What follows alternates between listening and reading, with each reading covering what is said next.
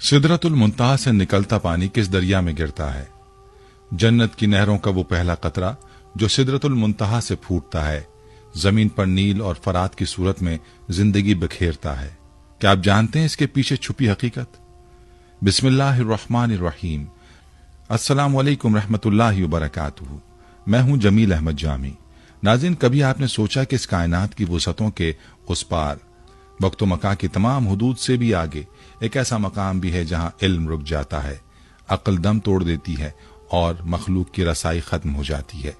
वो मकाम जहां जिब्रील अमीन अलैहिस्सलाम जैसे जलीलुल कद्र फरिश्ते ने रुक कर अर्ज किया, या रसूलुल्लाह सल्लल्लाहु अलैहि वसल्लम, यहां से आगे मेरा कदम नहीं जा सकता।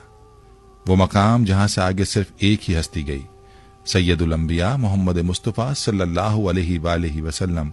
ये मकाम है सिदरतुल मुंतहा, आलम बाला की आखिरी हद, जहां अल्लाह ताला की तजल्ली ने सब कुछ ढांप लिया, जहां नूर ही नूर है, जहां अल्फाज खत्म और सुकूत बोलने लगता है।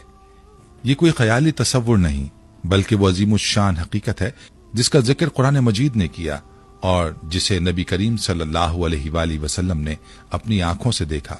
आज हम उसी सिदरतुल मुंतहा के राजों को जानने की कोशिश करेंगे, उसके मकाम, उसकी हकीकत, उसके कुर्ब में बहने वाली नहरों और उस रूहानी पर्दे के उस पार झांकने की जिसारत करेंगे जहां खालिक कायनात ने अपने महबूब को बुलाया, अपनी कुर्बत अता की और उम्मत के लिए इनामात का फैसला फरमाया।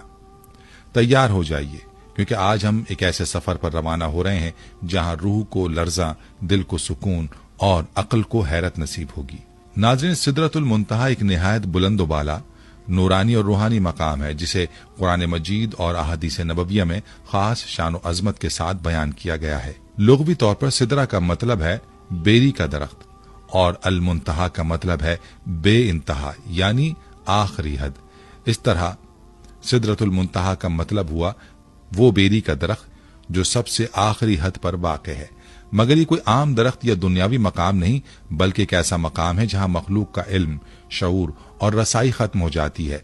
ये वो मकाम है जहां जिब्रील अमीन अलैहिस्सलाम जैसे अजीम फरिश्ते भी आगे नहीं जा सकते, और सिर्फ रसूलुल्लाह सल्लल्लाहु अलैहि वसल्लम को यह शर्फ हासिल हुआ कि वो वहां से आगे रब्बे करीम के हुजूर हाजिर हुए। कुरान मजीद में सिदरतुल मुंतहा का जिक्र सूरह नजम की आयत नंबर 13 ta 16 में इन अल्फाज में आया है, और बेशक उन्होंने उसे एक और बार देखा, सिदरतुल मुंतहा के पास जिसके करीब जन्नतुल मावा है, जब सिदरा पर छा रहा था जो कुछ छा रहा था।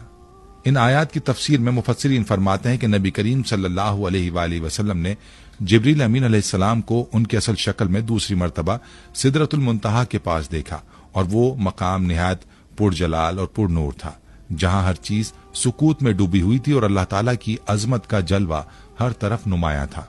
अहादीस में भी सिदरतुल मुंतहा का जिक्र तफसील से मिलता है, खुसूसन वाक़े मेराज में।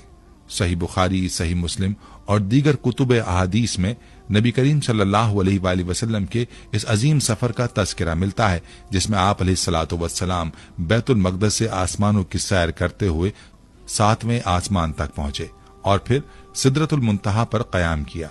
आप अलैहिस्सलातु वस्सलाम फरमाते हैं कि जिब्रील अलैहिस्सलाम ने वहीं रुक कर फरमाया, या रसूलल्लाह, यहां से आगे मैं नहीं जा सकता।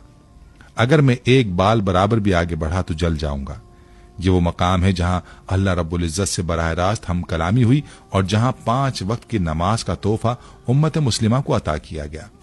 अहादीस में आता है कि सिदरतुल मुंतहा ऐसा बेरी का दरख्त है जो निहायत हसीन, शफाफ और रोशनी से मुनव्वर है। इसके पत्ते इतने बड़े हैं जैसे हाथी के कान और इसके फल जैसे मटके। इस दरख्त पर अल्लाह ताला का ऐसा नूर और जमाल नाजिल हुआ कि उसकी शान बयान से बाहर हो गई।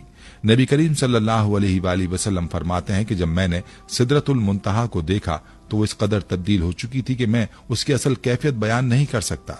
गोया वो एक ऐसा रूहानी मंजर था जिसे अल्फाज में कैद करना मुमकिन नहीं रहा। अब सवाल ये पैदा होता है कि सिदरतुल मुंतहा कहाँ वाक़ है? उसका ताल्लुक आलम शहादत यानी हमारी मादी दुनिया से नहीं, बल्कि आलम अम्र या आलम मलकूत से है, जो कि अल्लाह ताला की कुदरत और फैसले का रूहानी निजाम है।